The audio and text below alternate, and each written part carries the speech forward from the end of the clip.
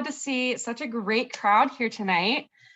Just a quick raise of hands, or just shoot me a message in the chat. Has anybody not been here for one of our previous aging in place seminars? So either the outdoors or the kitchen and bathroom. Was anybody not here for one of those two? You were not here, Erwin? Okay. Anybody else? I'm seeing some unfamiliar names in the participants list, so I'm just going to operate off of the idea that a couple of you are new. So for those of you who are veterans to this series, I hope you just stick with me just a little bit here, because I'm going to do some repetitive slides that you've already seen, but it's all good information. And I hope that it provides you with a little bit more context as we talk about it in terms of technology. So I'm going to speed through it a little bit quicker, but if anybody is new and they want to get to know the information a little bit better, feel free to ask any questions in the chat. Okay, there also are captions on the bottom of this PowerPoint screen here. So if you need those captions, they're there. Sometimes they like to cut out. PowerPoint likes to just play some pranks on me sometimes and not show them. If that ever happens and you are watching the captions or notice it happen, I don't always notice it right away, so feel free to send me a message, and I'll sometimes if I quit the PowerPoint and restart it, it will kick that back on. So let's get started. My name is Mara, and I'm here from Maximum Accessible Housing of Ohio. And I'm here to talk about aging in place as it has to do with technology in our homes. So what is Maximum Accessible Housing of Ohio? Well, we have two programs. One is the Vistas Apartment Communities, wherein we provide accessible and affordable housing in Northeast Ohio. And I also am a part of the Anderson Center for Accessible Living. That is the program that I help to run. And it is our education and outreach program. And that program promotes accessibility in our homes and communities. And one of the ways we do that is by doing programs like this. In the top picture here, you'll see one of our apartment buildings or one of our apartment units. And in this bottom photo here, you'll see one of our tenants actually doing some gardening this summer. So what is accessibility? Again, for those of you who have seen this slide a million times before, I appreciate you bearing with me, and hopefully it just sinks in a little bit deeper, right? So what is visitability? Well, there's a 93% chance that a home will require visitable features. So what that means is that you can get in, move around the home, use the bathroom, and get out. That's all it means in somebody's home to be visitable. So that might mean a grandchild in a stroller. It might mean yourself using a walker or a cane. It just means not having to use any steps in order to get to a bathroom. And there's a 93% chance that somebody visiting your home will need that. That's really high, right? Only 7% of all people don't need that kind of feature. What is universal design? I'm going to talk a lot about universal design and universal design features today, because a lot of the technology we use every single day actually follows universal design principles, whether we know it or not. Well, there's a 60% chance that a home will require universal design. And the reason for that is that a universally designed product or environment is usable by all people to the greatest extent possible, meaning it's not specifically designed for any one person in mind, but for humanity as a whole in mind. It can mean that things can be used equally by everybody in the house, meaning everybody can use the same entrance because there's 0 steps, or it can be used in different ways. I'm going to talk about flexibility of technology and use of technology a lot today, so keep an eye out for that. And there's a 60% chance that somebody might need some sort of universally designed product or environment in your home. And then a 25% chance of full accessibility. This means this person usually has a physical mobility disability, and usually it's designed in mind for somebody with a wheelchair. ADA and local building codes typically provide a lot of the guidance to make things fully accessible. And again, like a quarter of all people you know will at some point in their life need full accessibility. And I don't think we think about that, especially people when we're younger. We don't think about all the accessibility needs that we're going to have as we get older. And it's exciting to get to start thinking about it now. So what is aging in place? We all know what aging in place is here. We all want to do it. That's why we're here. That's why we're in this webinar, right? 95% of Cleveland seniors want to age in their own homes. And what that means is aging in your home. So that can mean downsizing or right sizing to a better suited size apartment or a smaller home. It doesn't mean you have to stay in the home that you raised your children in. It also means that it's an ongoing process. So as you age, you are not the oldest, goodness willing, that you'll ever be right now. You're going to keep getting older. And so your needs are going to keep changing. So just keeping your future self in mind, there is no better time to think of yourself than there is right now. And it's all about what works for you, right? So that's why today I'm just going to give you a bunch of options of things that you can try to incorporate into your home. And if it's not your vibe, if it's not your goal to add these things in quite yet, that's totally okay. So how many people here have a cell phone? Probably the majority of us, right? Yeah, I have one. I have mine right here. I'm addicted to it. It's always on me. But having technology in our homes is about more than just having a cell phone. How many of you have a smartphone? Just wondering. Does anybody not have a smartphone? Yeah. I think that is perfectly okay. And there's tons there are tons of smart technologies that we can incorporate into our home that have nothing to do with owning a smartphone. I'm excited to show you why that is. So what are some reasons that we need home accessibility? Let's see here. Oh, Rebecca says she has a smartphone right now that she's are you watching this on this, Rebecca? That's funny. And Patricia says she has an old flip phone. I think that is sometimes, if that's what you need, that's what you need, and it works for you, that works. And I'll show you a lot of technology that you can use without having to have a smartphone. So what are some reasons that we need technology in our homes? Well, one reason is that home safety and security is always evolving. I'll show you a couple examples of what are now considered the older types of home security systems and how we can try to sort through all of the jungle that is picking out a home security system. But all of home security is constantly evolving, and ways that potential intruders work or what they look for is also constantly evolving because, as time goes on, criminals or people who would want to intrude on your space are getting younger and younger, and they're also more tech savvy than intruders in the past. Connection and community, more and more now, we obviously know this, we live in the age of technology. Everything went virtual last year, and having a connection online for a lot of people was the only connection that they were able to access. So having a standard connection that you can always go to that works for you is always going to be a good, safe thing to have. And health. So health is going online more and more now. How many people have to use MyChart for Cleveland Clinic or UH hospital systems? Or if you're watching this from outside of the, greater Cleveland area, maybe your health system also uses MyChart. It's impossible to get somebody on the phone these days for one of those big hospitals. You have to put it online. So understanding quick access ways to get to your health care providers or collect your health data will always be a great option. And let's see here. Mobility. There's always, UH doesn't use MyChart. Can you tell that I'm a Cleveland Clinic person? I'm a Cleveland Clinic patient. Mobility. We want our mobility to stay as good as it is right now, if not improve. And so what a lot of that time that means is avoiding barriers that we have in our homes that we can potentially solve with technology. I want everybody to think about a nuisance in your house, like a chore that you really, really hate. For me, it's cleaning out my cat's litter box. Just think about it, keep it in your mind. You can share it in the chat if you want to. If you don't want to, that's totally fine. Just keep it in your mind.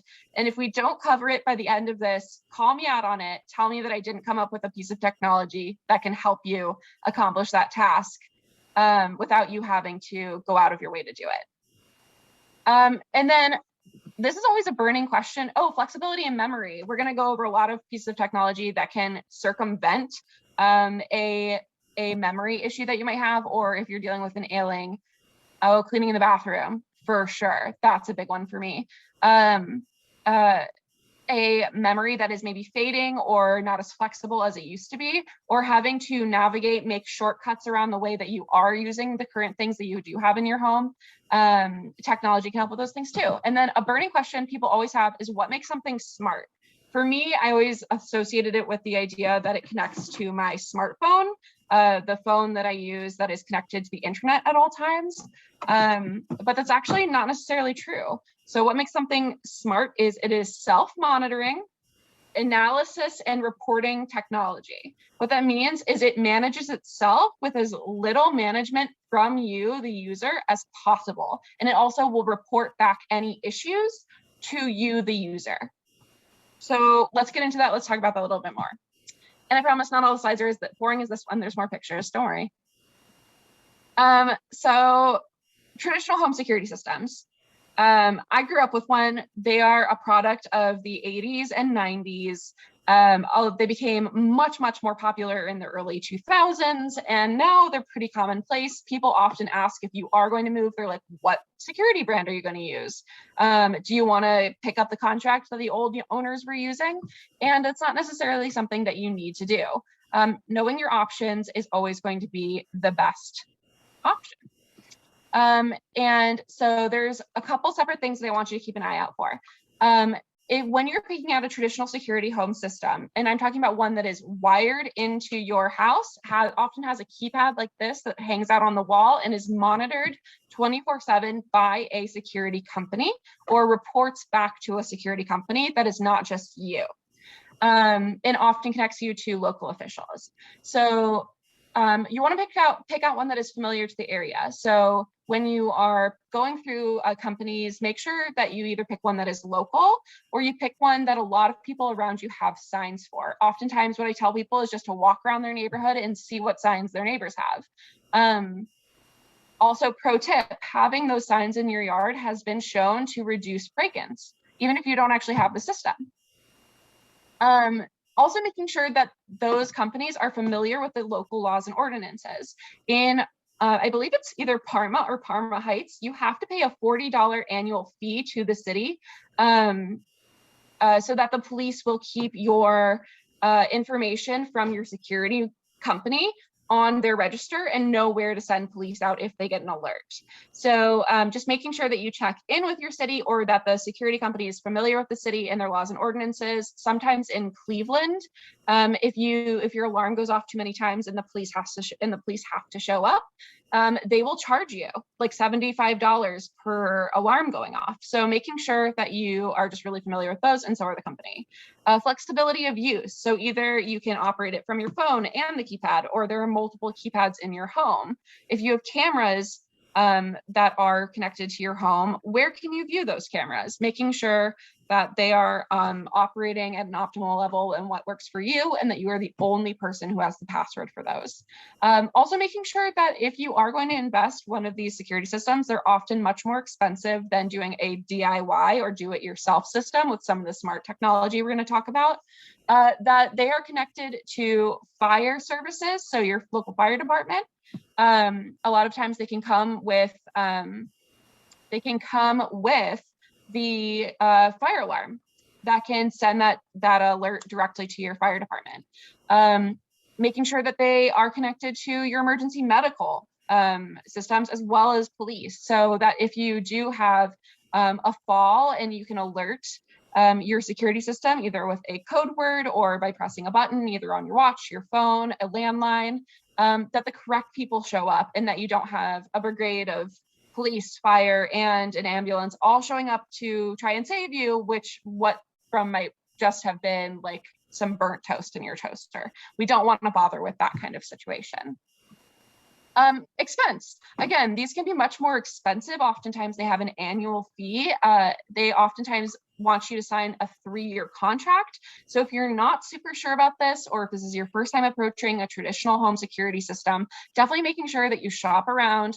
Local systems are often a lot more affordable than big national systems.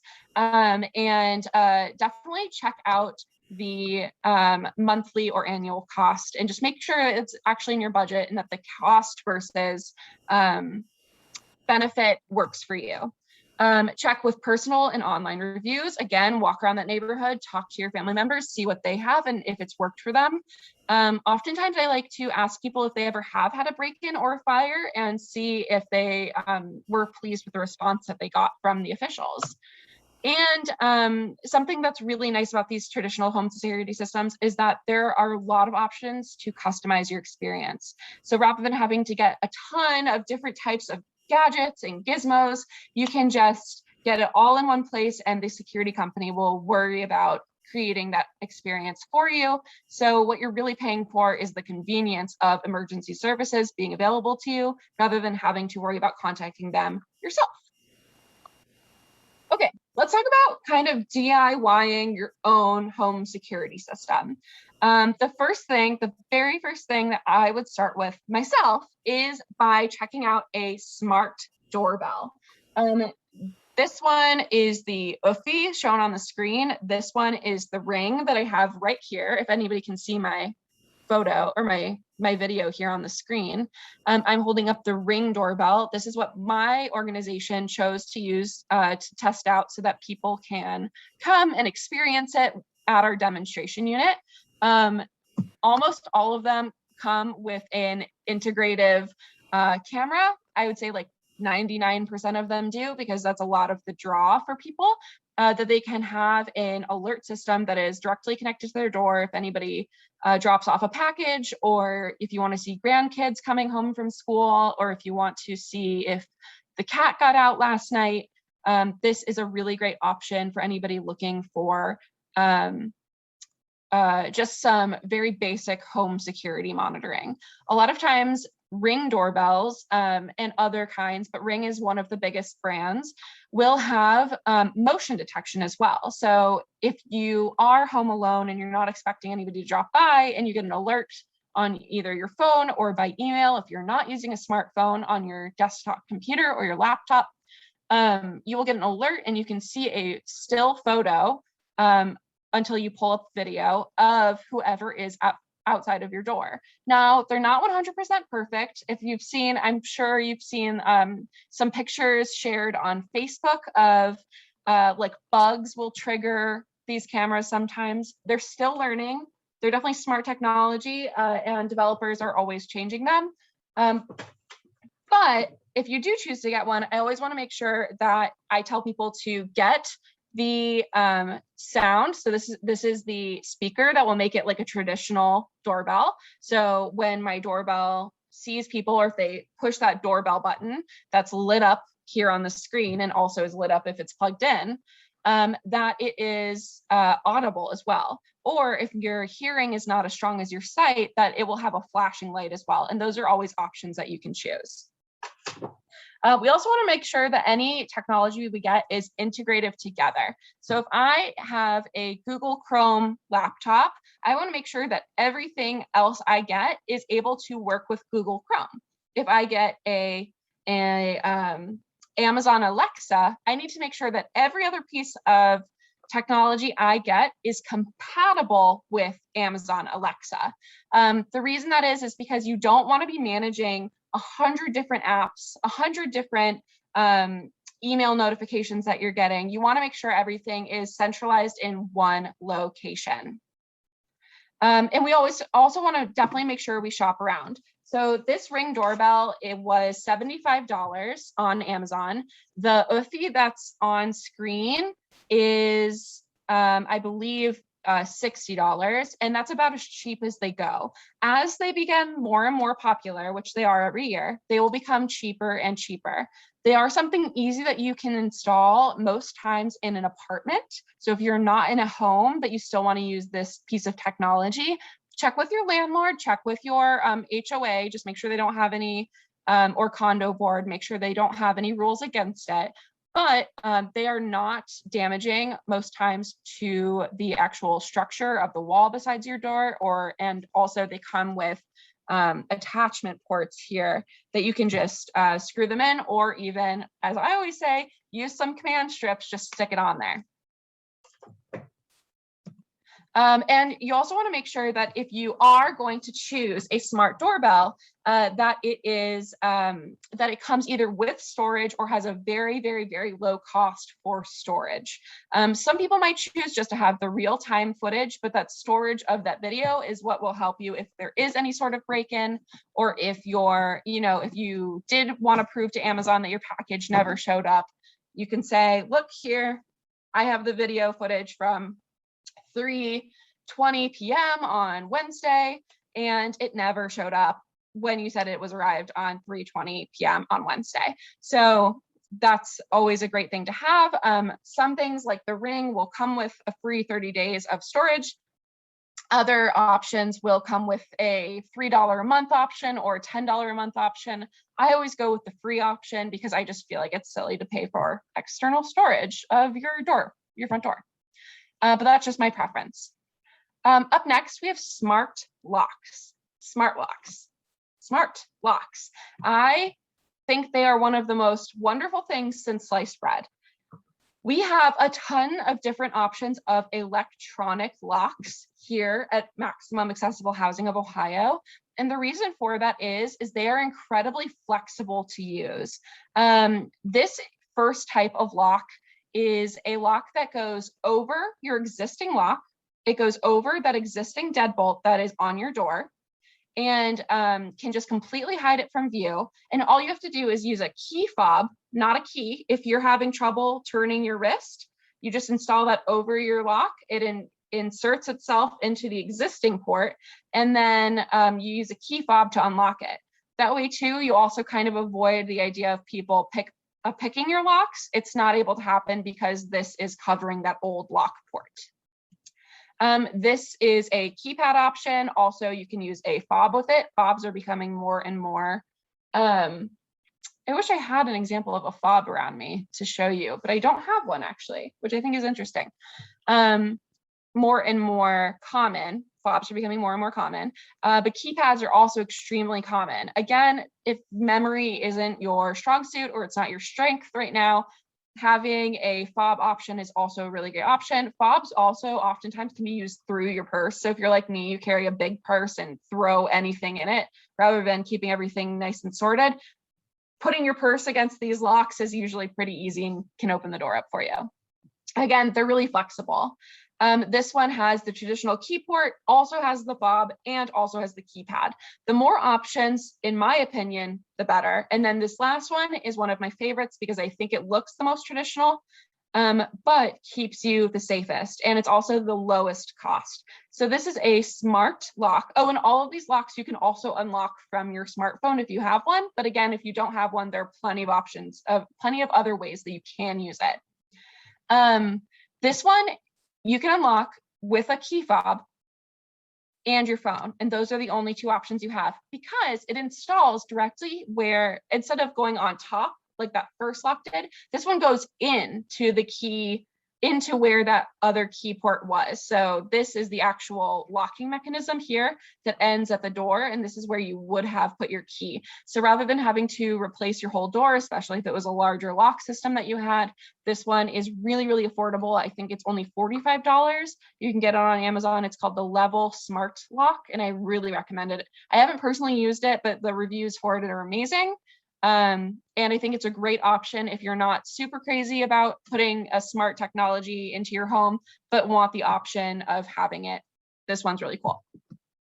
Oh, and battery type. Something that's really important that you want to keep in mind is, am I going to have these things plugged in? Am I going to be able to replace the batteries when I need to? And am I going to want to replace the batteries when the time comes? So having a more temporary option like this one, where you can place it over that existing lock, might be a good option for you if you're on the fence, or having one that kind of runs off of a long-term battery power like this one This is the quick set lock. Might be a better option for you. This one's a little bit more expensive. I think it starts at $85. And you can see it's a much more industrial size kind of looking lock. Smart lighting. Lighting is one of the biggest deterrents to intruders. If you have a well-lit home, not only are you safer, the people coming in and out of your house safer, but it deters people from wanting to enter your house out of fear of being seen from the street. So having lighting along your pathways and along any security lighting that you have above your door, on the sides of your door, is always a smart option. Having smart lighting is a great idea because not only can it be operated from your phone, but it's also a set it and forget it. So if you're the kind of person who doesn't have a smartphone, but you want your lighting on a system, ask a friend who does have a smartphone to set up your lighting on their phone, maybe a loved one like your daughter or your friend, your neighbor who does have a smartphone. You can ask them to set up this lighting system for you and then just ask them to completely ignore it for the rest of time.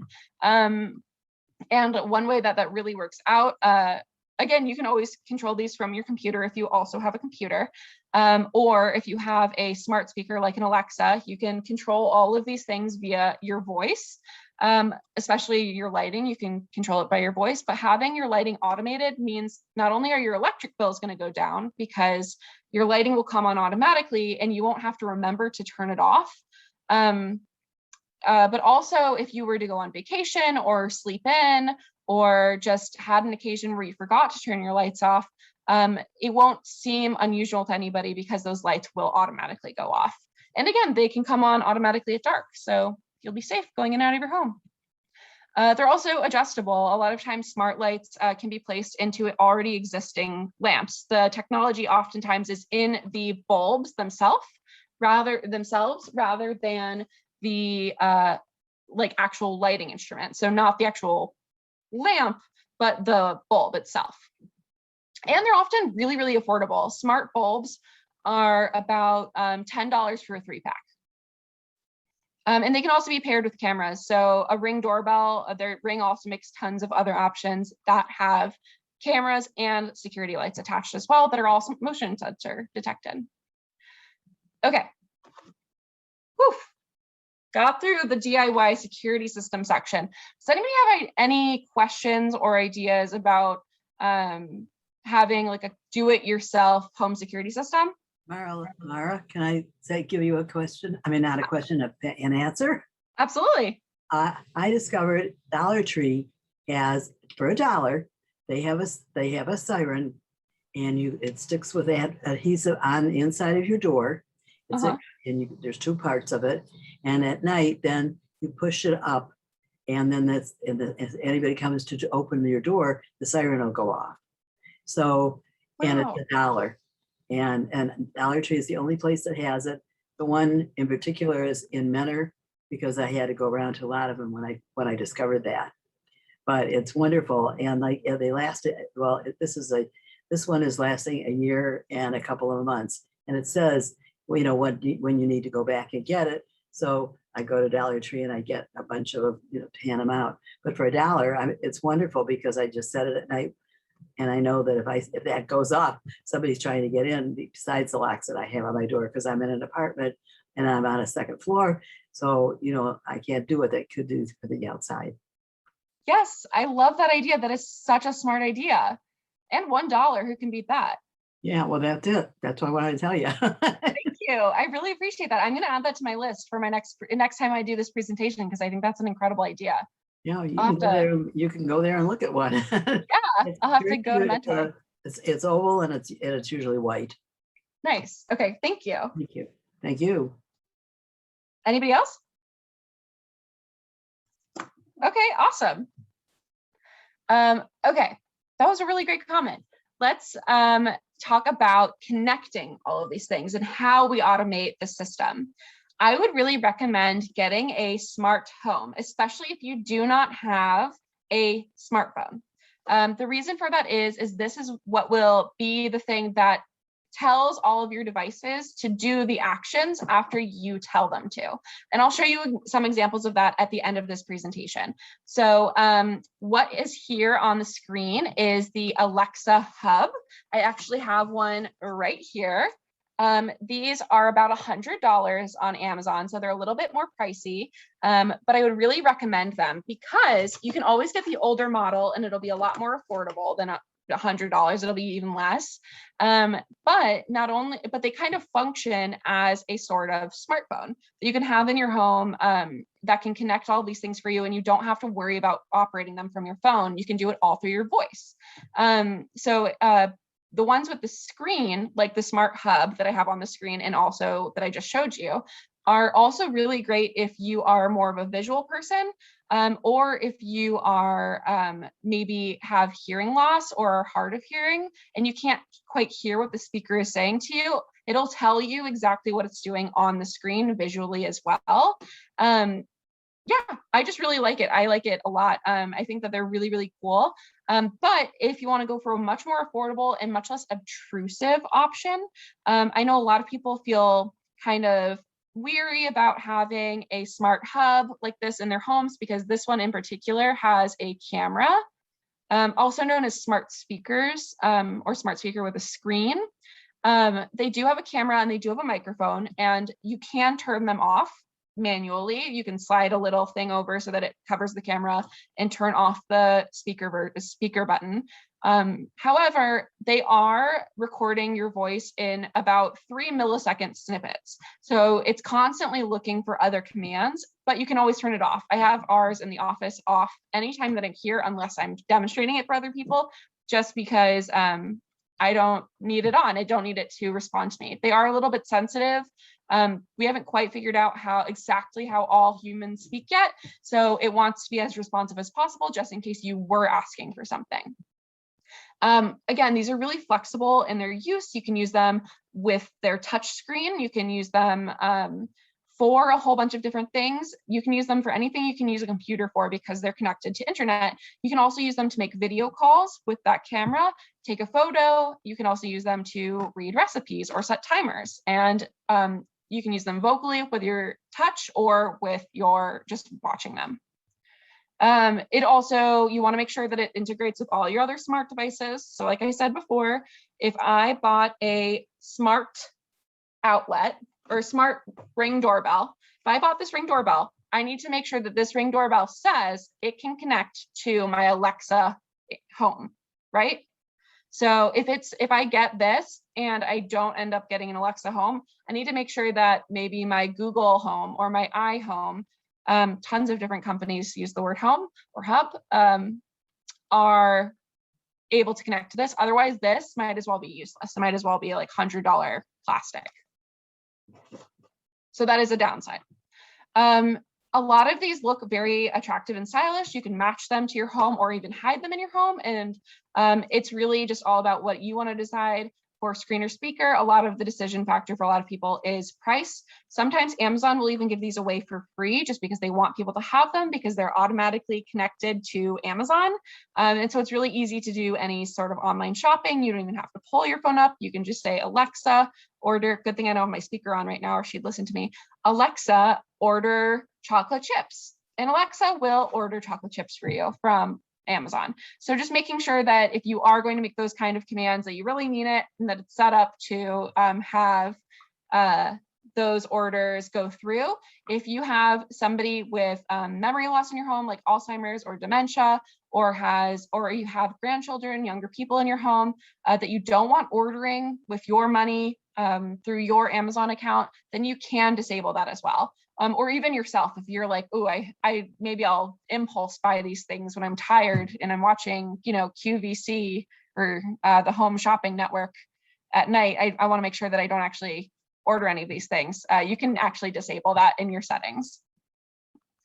And like I said, these little speakers are very unobtrusive. They're about this big and you can hide them on a bookcase and they can hear you throughout the entire apartment if you need them to. They have about a 15-foot range of hearing. We can also talk about outlets. I have one right here. This one is a more generic brand. This one has outlets that it's a surge protector that you can turn on and off. When you have it on, it can connect to your Alexa. And if you are afraid, you went on vacation, you're like, oh no, I left all of those things plugged in. You can say in your phone or before you leave the house, Alexa, turn off my go sun a charging port and it'll turn it off. I have this one here. This one was, I think, $10 on Amazon. It might have been less. It might have been like $7. Not only does it have a button on the side here that I can push to turn it on or off, it plugs directly into a regular 3-prong outlet. But then if I have my favorite lamp plugged into it, or my television set, or if it's where I always plug in my my hair straightener, I can make sure that I ask Alexa to turn it off before I leave the house, and that way I can stay safe. Prior device, is it a microphone, speaker, or both? Are you talking about on the last slide, Helen? Helen asked in the chat, the prior device, is it a microphone or speaker or both? Yes, the prior slide, it is a speaker that also has a microphone component, so it can hear you and it can also play sounds. The reason you want it to be able to hear you is because that's how you're going to voice operate all of the smart technology in your home. So if I have this plugged in right now, my Alexa home, I'd say, Alexa, turn off my Amazon port, or turn off my smart plug, whatever it's named. Alexa will tell you. That's the thing. They're really user friendly and they will always tell you what this is called. You can also just say, Alexa, turn everything off, and she'll turn everything off. And you don't need to worry about choosing the right thing, especially if you're going to bed. And that's why they're so helpful, because you don't have to remember or be exact. In a lot of cases, you can be kind of general and she will learn with you what your commands are. Let's see here. Okay, I'm glad that made sense, Helen. Thank you for asking the question. Beyond just outlets, we also have bulbs and lighting. We just talked about lighting in our previous slide, but I also want to reiterate that you can put a smart bulb into a regular lamp, your favorite lamp that you've had for years and years. You can put a smart bulb into that lamp and suddenly is a smart lamp. It does not need to be unplugged. It doesn't have to have a special plug that you put into the wall. You can plug in that, twist in that outlet, and just because it has electricity, it will automatically connect to your Google Home, your Amazon Home. It will ask you if you want to set it up. You can say yes, and then you can say turn on light 1 or turn on green lamp, and it'll turn it on for you. You don't have to reach up, especially a lot of lamps have those little twisty knobs that are hard to reach and hard to see in the dark. Especially me, I'm really prone to doing that thing where you stare up at the bulb and twist the little knob and then the light comes on and you're blind for a couple of seconds. I'm really prone to doing that. Or if you have to grip those pull strings or flip on a light switch, you don't have to worry about it. You can just ask Alexa to do it. A lot of them come in other colors too. So if you're really sensitive to bright lights, you can get a dimming light bulb, and that lamp you've had for 100 years is now suddenly like a lamp that you're able to dim and make brighter, which I also think is really cool. It helps us make our older technology into newer technology that we can keep around. Thermostats. This one is a Nest thermostat. Thermostats like this one are really easy to read. All they require is a twist of the hand, or you can also ask Alexa to set a time that certain temperatures will happen. So if you like to sleep in a cold room, you can ask Alexa to turn on the air conditioning at 9 p.m. And then your room will be cold by the time you're ready to go to sleep. If you are worried about a loved one who maybe has like sensory disabilities, like they're always forgetting that the heat is on way too high, or that they leave off the heat when it's in the middle of winter and you want to make sure that they're safe, you can set these on a timer too, or you can also automatically change them. So just asking Alexa, like, hey Alexa, will you turn up the temperature 3 degrees? And she will do that with your Nest.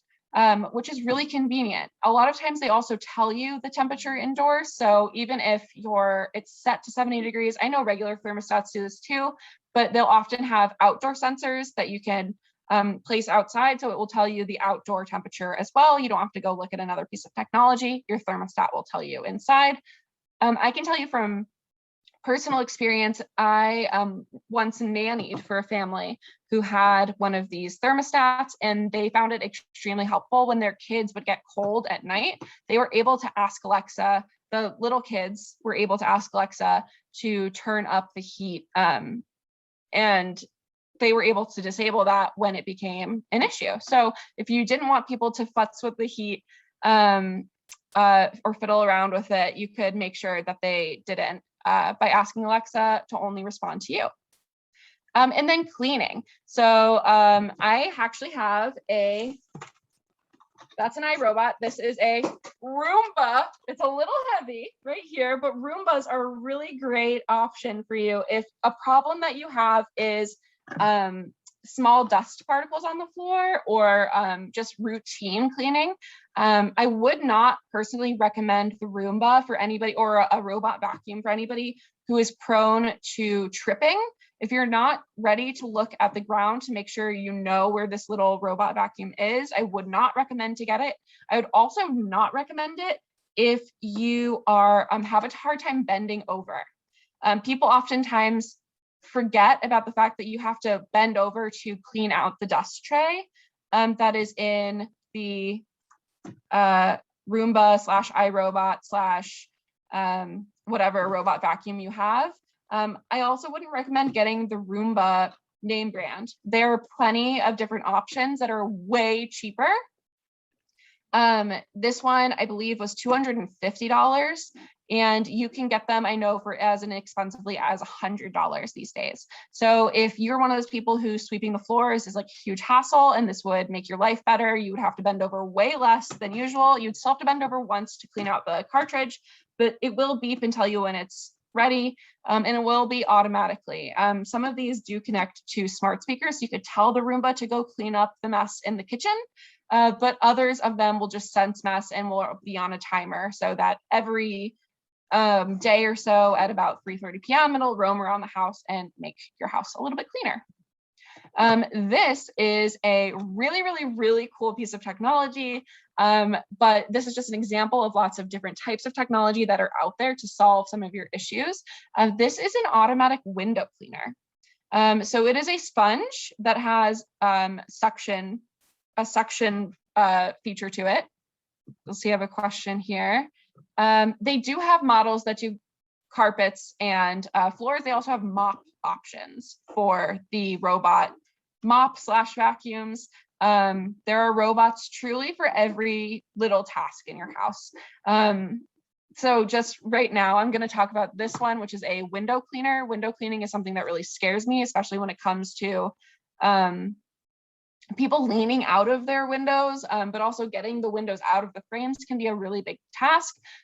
Even when you're on the inside, trying to clean the windows from the inside, or any flat surfaces like the tiles of your shower or your shower panes, if you have a sliding door for your shower, this can be a great option. It is a little vacuum, just like the Roomba, that roams around the surface and will clean using suction to keep itself up on 90-degree surfaces. It will just go on up. And the only complaint a lot of people have about this little vacuum is that it's a little bit hard to get off when it's done.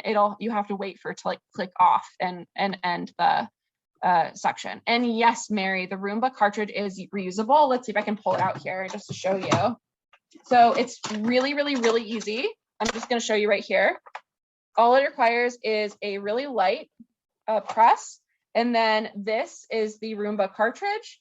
It's a pretty small container in there, as you can see, but you just slide that out of there and it holds, I would say, a fair amount of dirt, like the amount of dirt that a dust buster would use, like a small hand vacuum. It holds about the exact same amount of dirt. So if you don't have to clean that out very regularly, if you're not a particularly messy person, or have pets or anything like that, this might be a good option for you. Some people's pets are afraid of it. So that's something to think about if you have scaredy cats like I do. But you don't have to replace anything on the Roomba regularly. The only thing is, if you do get the mop version of a robot mop, you will have to fill it with water and soap regularly in order to make sure it works. But if mopping is something you hate, then I think that might be worth it for you. And lastly, connection and automation. We're going to talk about pets. I love my pets. I have 2 cats. They're just the most wonderful, sweet baby angels, and they have an automatic feeder because I am terrible at remembering to get up early enough in the morning to feed them.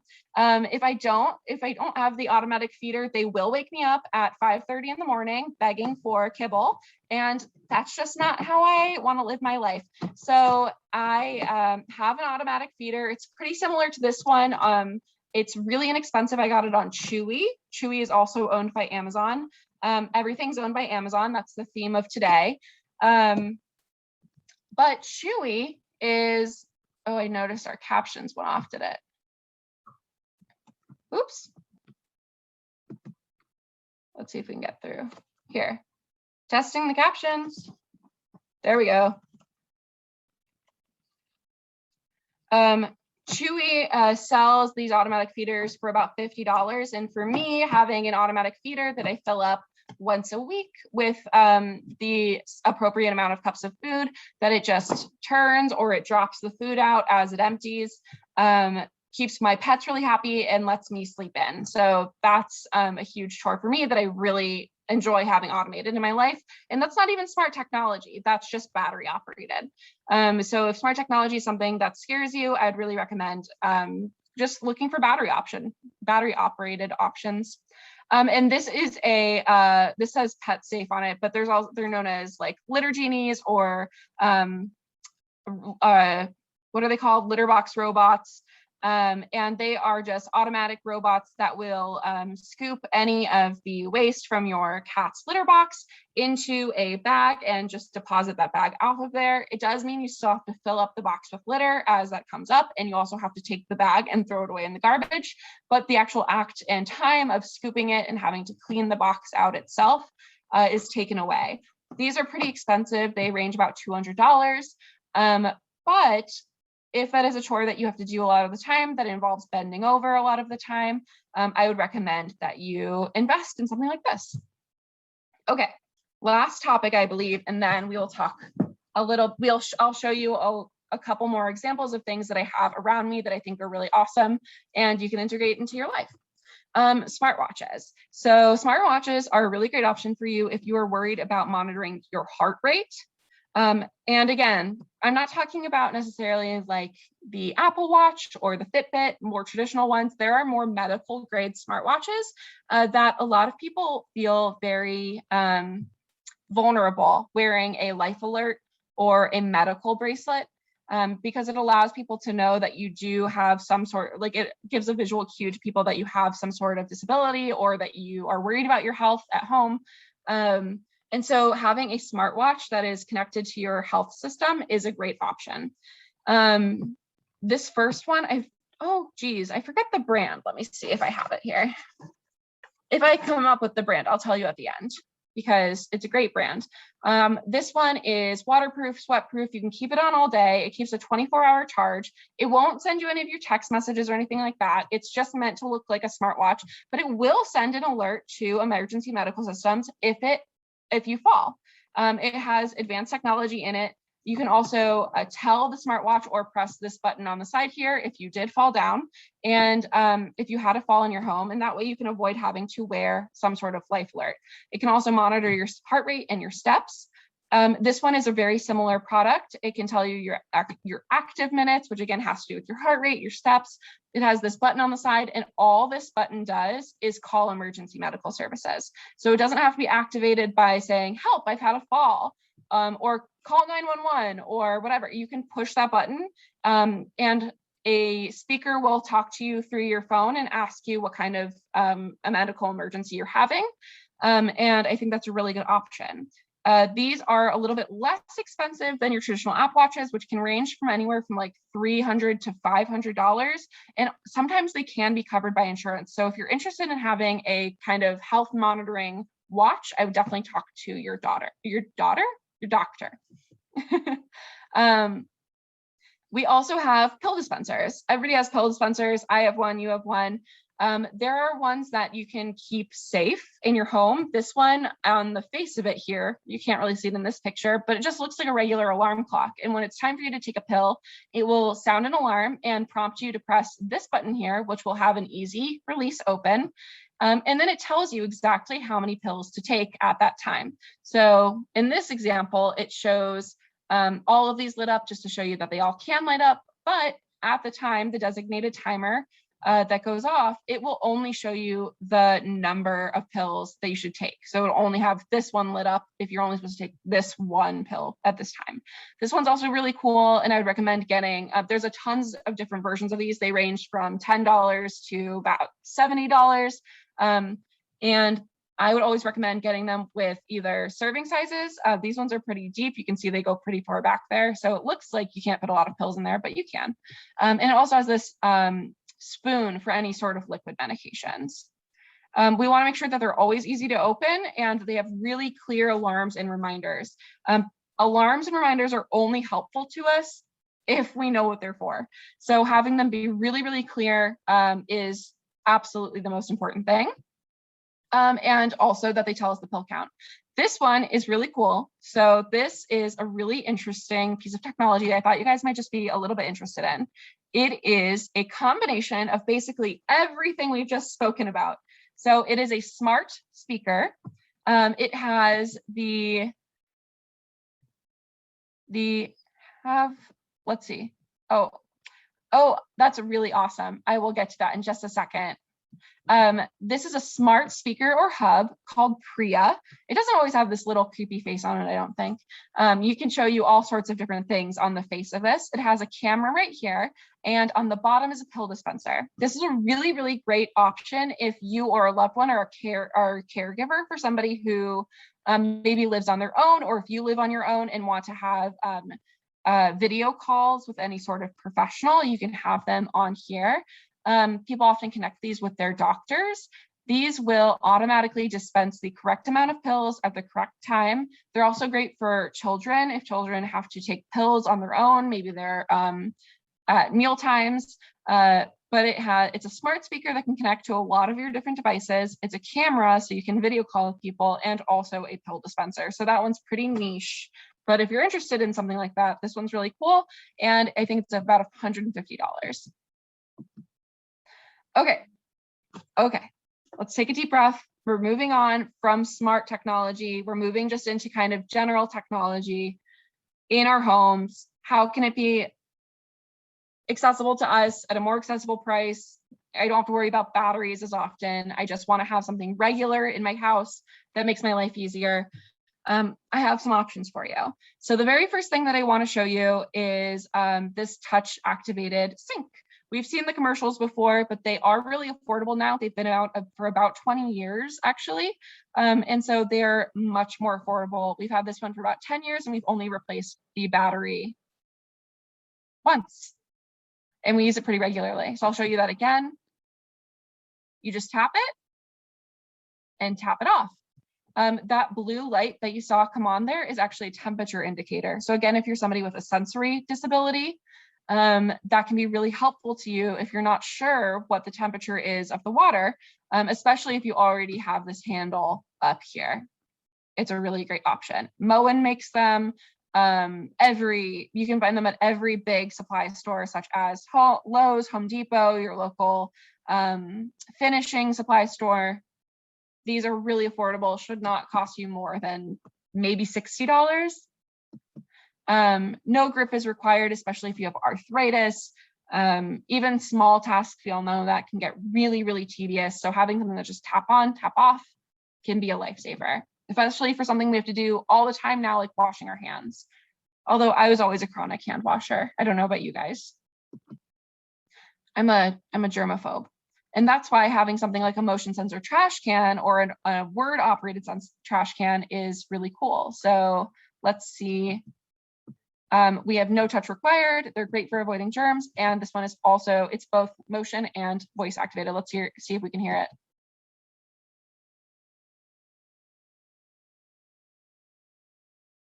Could you guys hear that?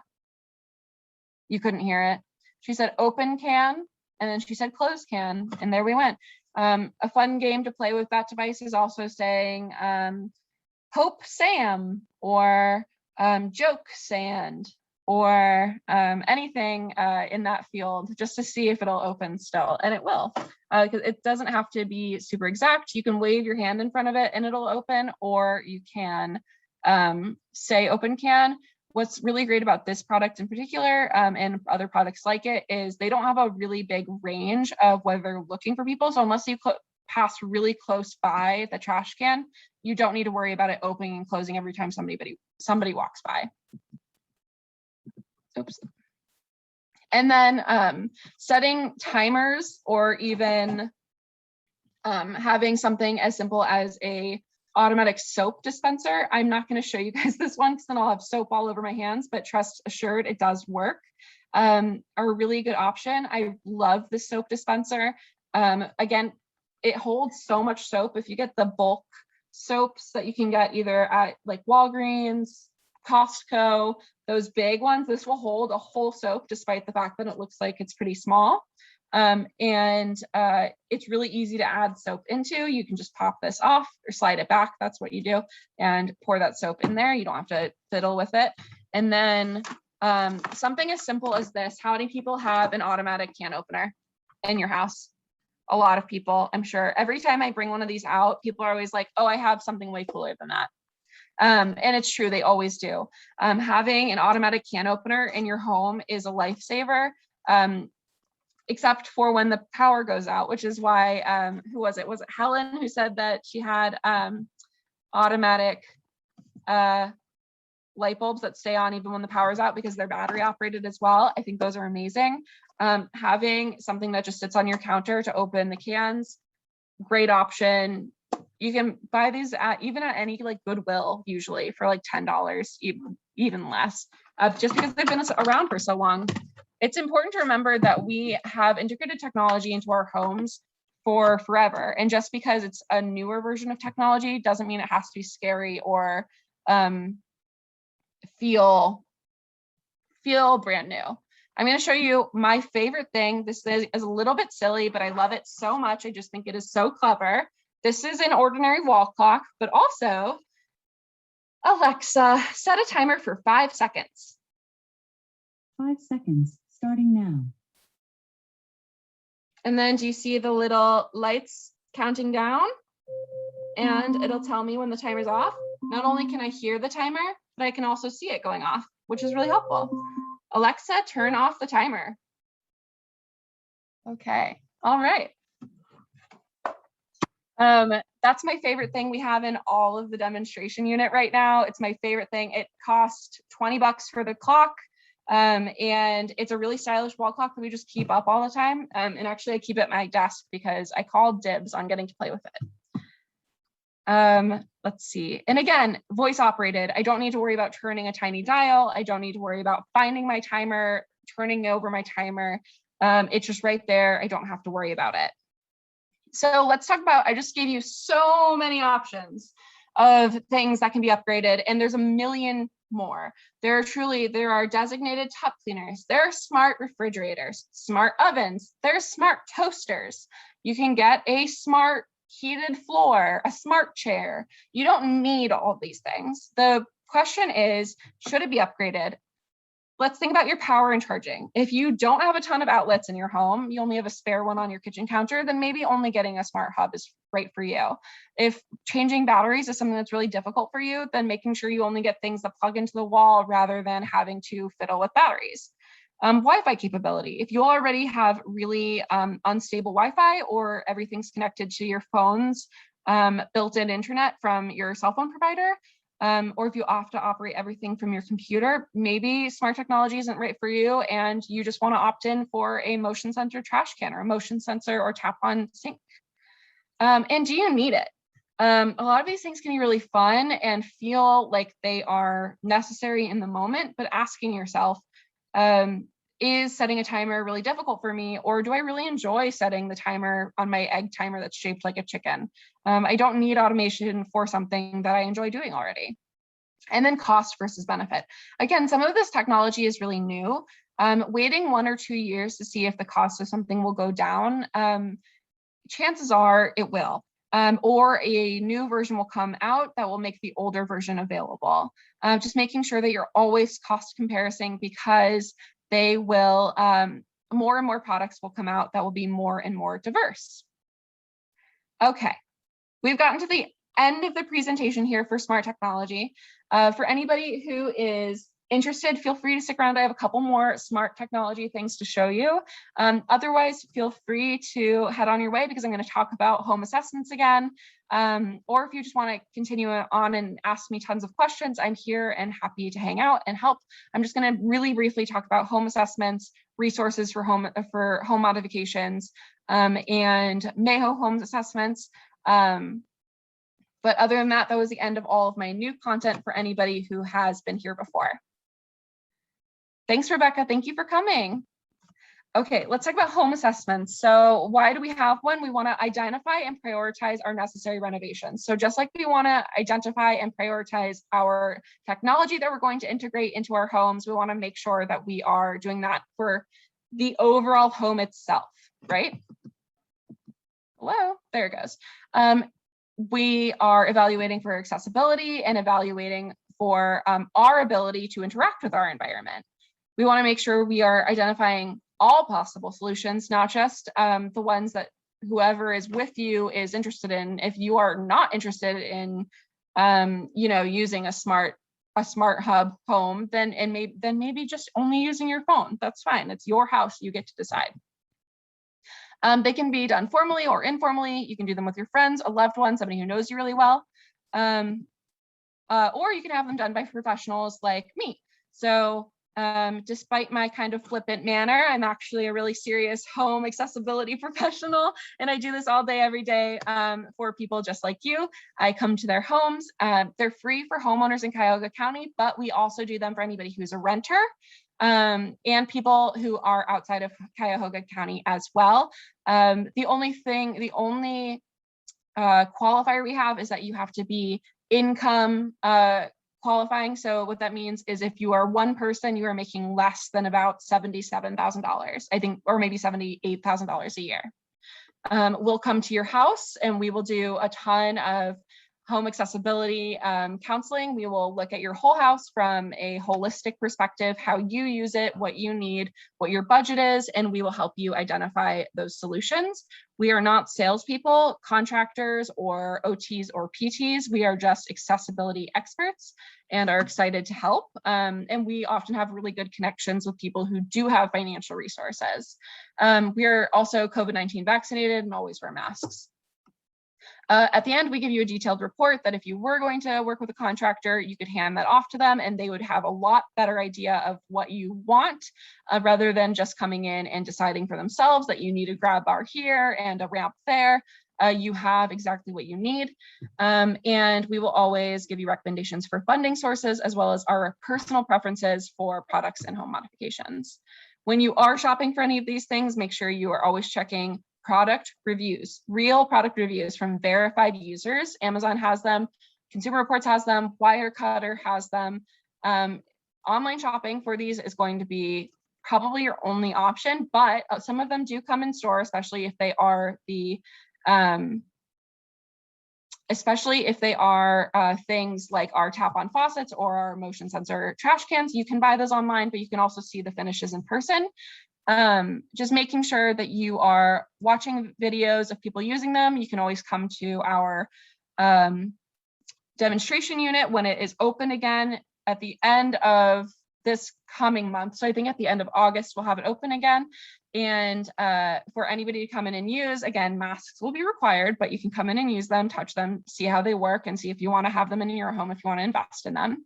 If you are looking for home renovation or home enhancement, modification resources, funding resources, there are a number of local resources that can help you. So the HELP loan program from Cuyahoga County, the SHAP program from the city of Cleveland, the Heritage Home Loan Program, so that's for homeowners with a home that was built before 1970. And your local CDC often has tons of money for residents who live in, I shouldn't say tons of money, but money for residents who live in their city. So if you live in Shaker Heights, you'll want to look at Shaker Heights Incorporated, and they often have money for seniors to get lawn care, gardening care, or even just a grab bar in their home. You can also look at Rebuilding Together to buy affordable or get assistance for affordable grab bars, technology that can help you. And oh no, I'm 5 minutes over. Sorry, Carolyn. Um, and your local independent living center for any kind of funding you might need for grab bars, etc. And then WRAA and Home Repair Resource Center. And you can always contact me. I am here all the time. My buddy Carolyn here knows how to reach me. So, and I'm so grateful to you, Carolyn, for having me these past 3 webinars. Sorry, I went 5 minutes over today. No worries. No, I was actually popping on to remind people to call CPA too. We have a Yes. Safe at Home program where we do minor home modifications like grab bars and stuff like that. We don't do the ramps and chair lifts and stuff like that. That's more MAHO, but and the other organizations you listed. But if people need grab bars, and simple stuff like that, we can certainly connect the dots and get you the help you need. Yes, I'm so sorry I didn't put you on the list on the slide. You're on our resources list though to get grab bars. So I would really recommend it, getting grab bars installed in your home instead of trying to buy them commercially, because having a contractor buy them for you, they'll always be 1,000 times more expensive, right? That was a kind of quick and dirty introduction into technology in our homes. Does anybody have any questions? I'm happy to answer any questions, any confusion I might have brought up. Or if you have any general questions about aging in place, I can hang out for a few more minutes and we can talk about any questions you might have regarding this session or the last 2 sessions that we had. If not, I hope everybody has a really wonderful evening. And thank you again, Carolyn, and thank you to this community for having me. I've loved it. Yes, thank you, Mara. Awesome. Okay, great. I'm glad nobody has any questions that must mean you're speechless. Thank you, Mary. Thank you, everybody, for coming.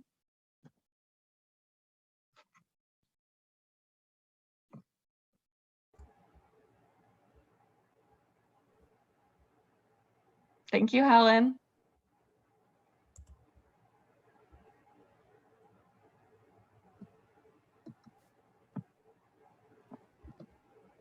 And I will say, I don't know if June knows how to unmute, but she sent me an email last time and said a lot of good information.